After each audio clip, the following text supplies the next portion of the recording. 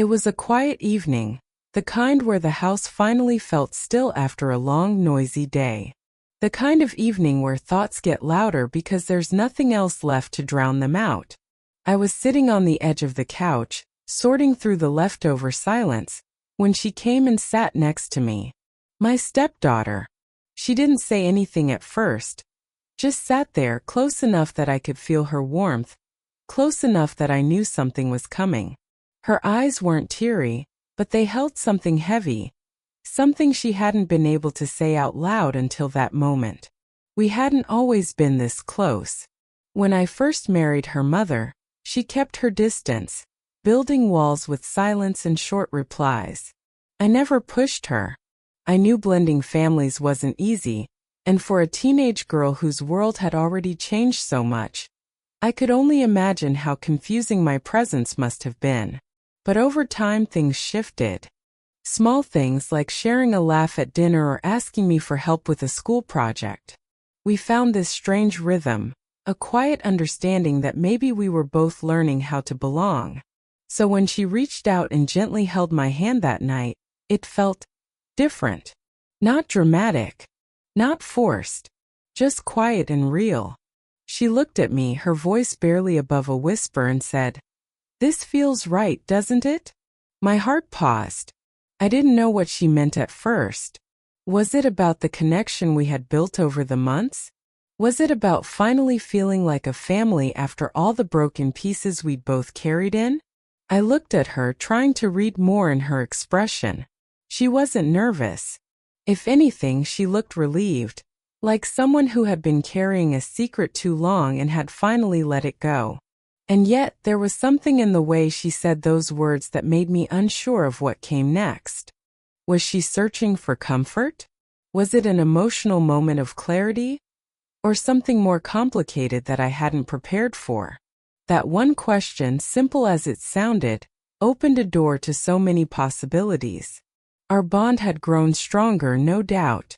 We had shared vulnerable moments, late-night talks, and quiet dinners after everyone else had gone to bed. We had laughed about silly things, sat in silence during hard days, and learned to trust each other with more than just daily routines.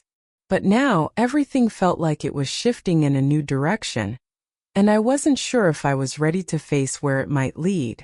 There was warmth in her touch, yes, but there was also something deeper, something unspoken. And in that stillness, with her hand in mine and that question lingering in the air, I realized this night would change everything. What did she really mean? What was she truly feeling? And most of all, was I ready to answer her? Because sometimes the words that sound so simple carry the heaviest weight. I didn't let go of her hand right away. Something about the way she held on made me freeze, not out of fear, but because I didn't want to misread the moment. The room stayed quiet, only the ticking of the wall clock filling the space between us. Her eyes were steady, waiting but not demanding. It was like she finally allowed herself to say something that had been sitting inside her for far too long. I gave her a soft smile, the kind that says, "I hear you," without actually saying anything. Still, I didn't answer her question. Not yet. Not because I didn't want to, but because I wasn't sure what kind of answer she was really looking for. Her words, "This feels right, doesn't it?" were still echoing in my mind. What exactly felt right to her? Was she talking about the safety between us, the comfort we'd found in each other's company, or something else she didn't know how to explain? Looking back, I remember how hard those early days were. Her mom and I had just started our life together, and though we were in love, it was clear that the road wouldn't be easy. My stepdaughter was guarded, quiet, and distant. She didn't smile much around me back then. I wasn't angry about it, I understood. Her dad had left a space in her life that no one could fill, and the last thing I ever wanted was to try replacing him. I just wanted to be someone she could count on. Over time, she began to open up slowly. It started with small things. She'd ask me to help her move furniture in her room or fix something that had been broken for weeks. Then it turned into longer talks at the dinner table, Late-night chats when her mom had already gone to bed, or shared glances when we both noticed something funny on TV. We grew comfortable in each other's presence, and I started to think of her as more than just my stepdaughter. She became someone I truly cared about, someone I worried about when she was sad or stayed out too late. But this moment was different. Her words had stirred something in me, a question I wasn't ready to answer yet. Not because I was afraid of her, but because I was afraid of what the answer might change. She didn't pull away, didn't rush me. She just kept her hand in mine, her thumb lightly brushing against my skin. It was a small gesture, but somehow it felt loaded with meaning. Maybe she didn't even know exactly what she was feeling. Maybe she just needed someone to understand her without judgment. I wanted to speak, to break the silence, but the words wouldn't come. Not the right ones, at least. I didn't want to ruin whatever this was by saying something wrong, something she'd carry with her as rejection. So I sat there, torn between the past that had brought us here and the uncertain ground we were stepping onto. And as the silence stretched longer, something in her expression shifted. She looked like she was about to say something more, something even heavier. But just as her lips parted, a sound came from the hallway. Her mom's voice calling her name. Just once. We both froze.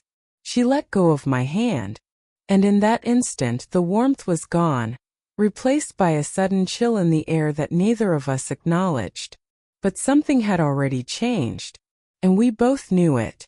She stood up quickly when she heard her mom's voice, like something inside her had snapped back into place. Without looking at me, she brushed her hands down her jeans and walked out of the room, leaving behind only the fading warmth where her hand had been. I sat there for a long moment, staring at that empty space beside me, my thoughts spinning faster than I could slow them down. I didn't know what she was going to say next.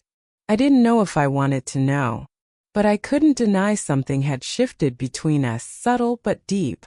And now there was a quiet tension sitting on my chest, pressing harder with each passing second. That night I couldn't sleep. I kept thinking back to the look in her eyes, the way she had held my hand, and that one sentence that kept looping in my mind. Asterisk, this feels right, doesn't it? Asterisk, what did it mean to her? Was it about finding peace in our broken family? Or something more complex, something even she couldn't fully name? The next morning, everything felt normal again. Too normal. She acted like nothing had happened. At breakfast, she chatted with her mom about school stuff, laughed at a joke I made, and left her plate in the sink just like always. It was almost like she wanted to erase the night before, like she'd wrapped it up and locked it away. But I hadn't. I couldn't. That moment still hung in the air like invisible fog between us, and every time our eyes met, I wondered if she felt it too. Over the next few days I noticed small things. She'd linger around me a little longer. She'd watch me out of the corner of her eye when she thought I wasn't looking. Sometimes she'd bring up memories, random ones like the time I helped her fix her bike last summer, or the time we got caught in the rain at the grocery store and laughed the whole way home. At first, I thought it was just her trying to reconnect. But now it felt layered, like maybe she was digging for something deeper. One evening, her mom brought up a topic that added another knot to my already tangled thoughts. She said she might have to travel for work soon. Just a week or two, nothing major. But the idea of being home alone with my stepdaughter after what had happened made something twist in my stomach. I smiled and nodded, said all the right things, but inside I was wrestling with questions I didn't know how to answer. I didn't want to assume anything. I didn't want to let my thoughts go too far. But what if she wasn't just being emotional that night? What if there really was more behind her words and her touch? The weight of the unknown was getting heavier. And though nothing inappropriate had happened, the lines between comfort and confusion were starting to blur. I told myself I was just being protective, that I was overthinking. But then one night I caught her looking at me again. Longer this time, more certain. And I realized I wasn't imagining the change. She knew it too. And the silence between us was growing louder. The days that followed moved slower, like time itself was unsure what was supposed to happen next. Her mom's trip got confirmed, 10 days away for a conference out of town. She was excited about the opportunity, and I did my best to match her energy.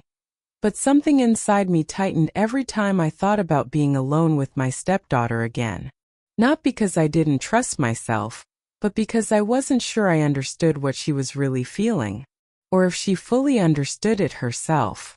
The night before her mom left, everything felt too quiet. We had dinner together, all three of us, just like any normal evening. But I could feel her watching me again, subtly, carefully.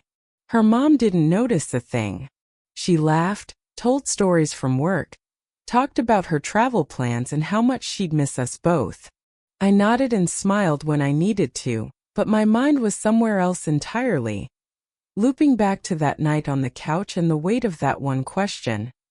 Asterisk, this feels right, doesn't it? Asterisk, the morning her mom left, I helped carry her suitcase to the car. She hugged us both goodbye, told me to keep an eye on everything, and told her daughter to behave, half joking. I watched her drive away, the car shrinking into the distance until it was gone. Inside, the house felt different already. It wasn't just the quiet. It was the tension that rushed in to fill the space she'd left behind. That evening, my stepdaughter barely spoke during dinner. She picked at her food, kept her eyes down most of the time. I figured maybe she was just missing her mom, or maybe everything we hadn't talked about was weighing on her too. After we cleaned up, I went into the living room, needing some space, needing to breathe. I didn't expect her to follow me, but she did. She sat down across from me on the other couch, legs tucked under her, arms crossed tight like she was bracing for something. For a long time, neither of us spoke. The tension in the room was like a rubber band stretched too far, ready to snap. Then finally, her voice cut through the silence. Soft but clear. You never answered me that night. I looked up at her. I didn't pretend not to know what she meant. There was no point. The air between us was too charged for games. I didn't know how, I said honestly. She nodded like she understood. Then after a pause, she got up and walked over, slow, deliberate. She sat beside me again, just like that first night. Her hand brushed mine. Not by accident. Her eyes met mine, and this time there was no doubt. No hesitaste. I wasn't confused, she whispered. I meant it. My pulse thudded in my ears. I couldn't move, couldn't speak. Then came the moment, quiet but heavy, where everything hung in the balance.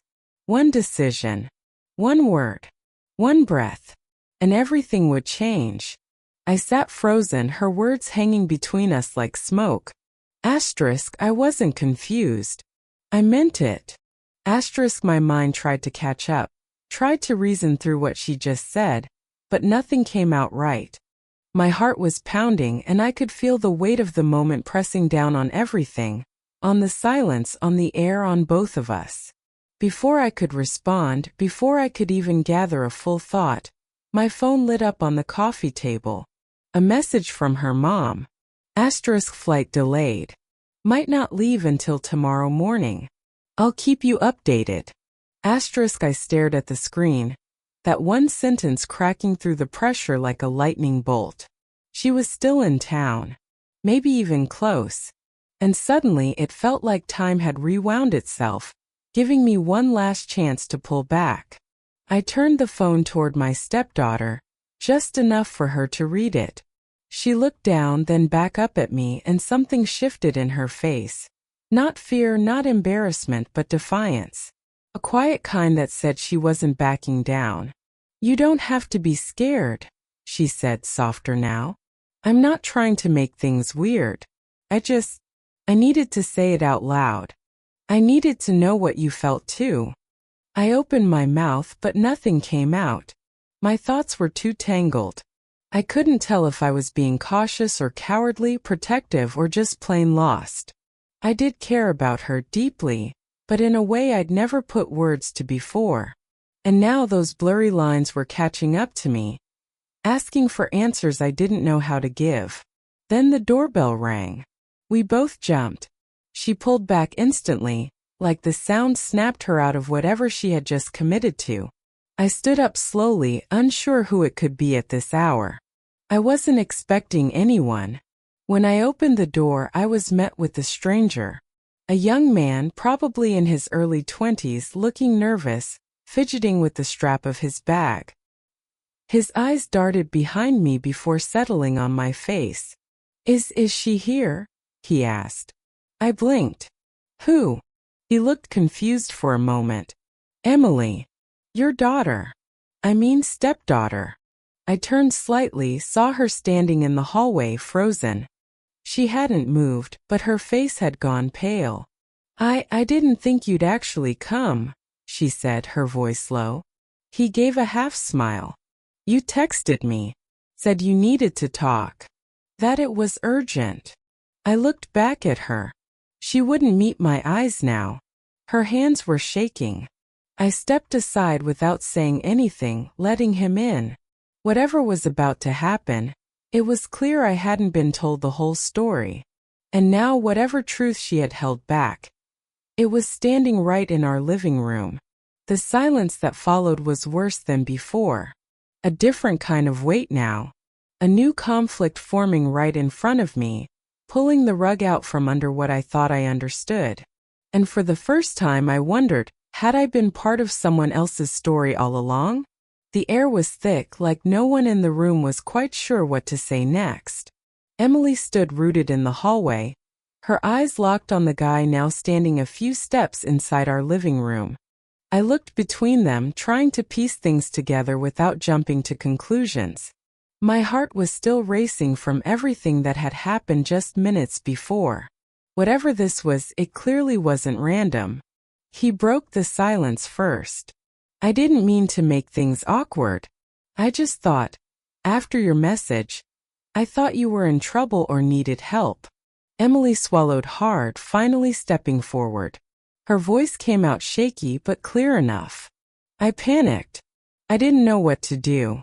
I needed someone to come so I wouldn't do something stupid. My breath caught. The words hit hard. Not because I felt accused, but because I realized how close we had all been to losing our grip on reality. Emily wasn't trying to manipulate anyone. She was overwhelmed, confused, reaching for something solid in the middle of all this emotional chaos. She looked at me now, really looked at me. "You've always been kind to me. You listened when no one else did. You were there. And maybe I mistook that for something else. Or maybe I just didn't know how to deal with what I was feeling. But I didn't want to cross any lines. I swear." The guy beside her stepped forward, still looking concerned. "She told me about the pressure she's been under. The family stuff. School. Everything. She's been scared to talk to anyone. You're the first one she's ever let in like that." I felt the knot in my chest start to loosen just slightly. It wasn't anger I felt, it was relief. Relief that she understood the weight of what almost happened. Relief that she had the sense to stop things before they slipped too far. And most of all, relief that maybe I hadn't failed her, not completely. I nodded slowly. "Thank you for telling me the truth, Emily. I know that wasn't easy." She gave a small apologetic smile. "I didn't want to ruin everything. I just wanted to feel safe again." The tension began to melt, but before we could even fully breathe again, my phone buzzed once more. It was a video message from her mom. I opened it, expecting a travel update. Instead, her face appeared, pale and strained.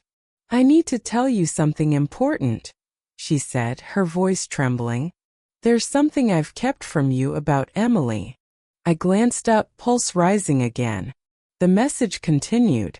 "I wasn't sure when to say this, but it can't wait anymore.